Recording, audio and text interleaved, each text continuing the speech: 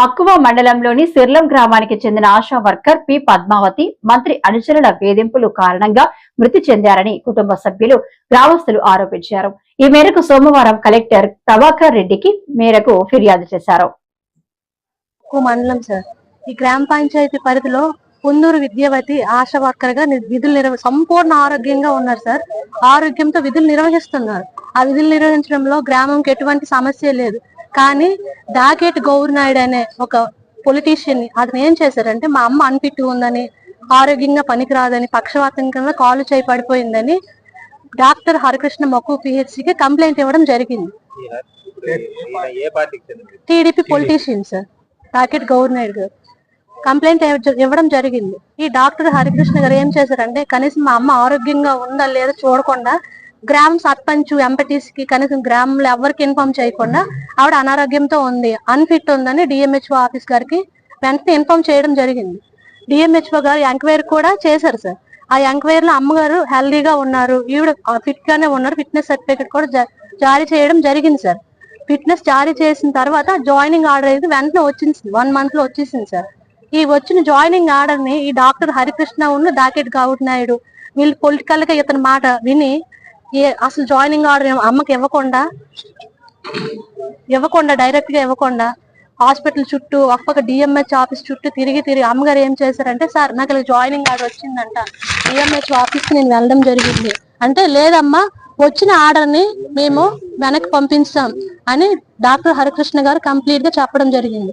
అదేంటి సార్, నేను ఆరోగ్యంగా ఉన్నాను కదంటే, నా చేతిలో ఏం లేదు, టీడీపీ పొలిటీషియన్ డాకెట్ గవర్నర్ చేతిలోనే ఉంది, అతను ఏం చెప్తే అది నా చేతిలో ఉందని అతను క్లియర్ గా చెప్పడం జరిగింది సార్.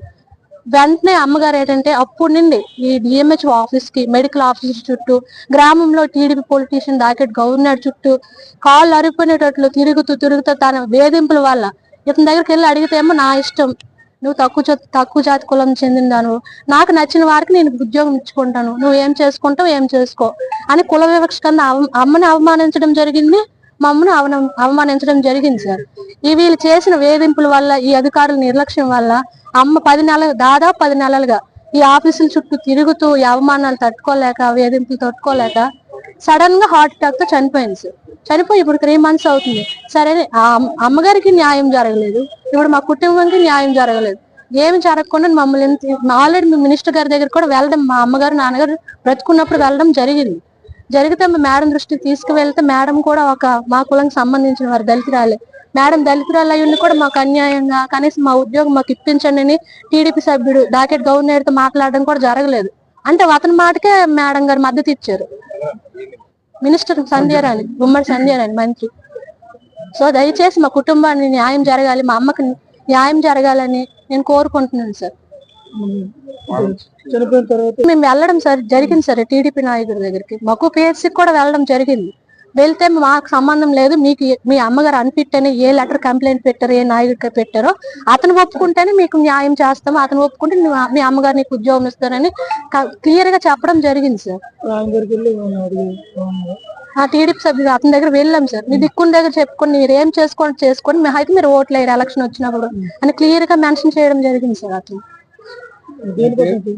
ఇప్పుడు నా తల్లికి అన్యాయం జరిగింది సార్, వేధింపులు ముఖ్యంగా హెరాస్మెంట్ చేశారు సార్. డాక్టర్ హరికృష్ణ, డాకెట్ గౌరనాయుడు వీళ్ళు చేసిన వేధింపుల వల్ల మా అమ్మ హార్ట్ అటాక్ తో చనిపోయింది. మాకు జరిగిన అన్యాయం ఇంకే కుటుంబంకి జరగకూడదు. ఇలాంటి మాకు తెలిసి ఇంకా లేట్ అయింది సార్, మా అమ్మ చనిపోయి 3 నెలలు అవుతుంది. మాకు ఇలాంటి ఇది లేక, సపోర్ట్ లేక, ఏం చేయాలో తెలియక స్పందన కార్యక్రమం రావడం జరిగింది సార్. దయచేసి మా కుటుంబానికి న్యాయం చేయాలి. మా అమ్మకి మా అమ్మగారు చనిపోయింది కాబట్టి తను ఎవరెవరు ఈ విషయంలో కారకులు అయ్యారో వాళ్ళని కఠినంగా శిక్షించాలని మేము అనుకుంటున్నాం. అది సార్. నా పేరు జోష్ణ కుమార్ సార్, పొందూరు.